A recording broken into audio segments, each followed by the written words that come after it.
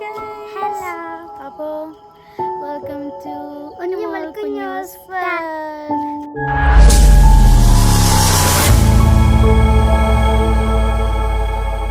അപ്പോൾ ഇന്ന് ഞങ്ങൾ വന്നിട്ടുള്ളത് വീട്ടിലേക്കുള്ള കുറച്ച് സാധനങ്ങൾ പർച്ചേസ് ചെയ്യണ ഒരു വീഡിയോ ആയിട്ടാണ്.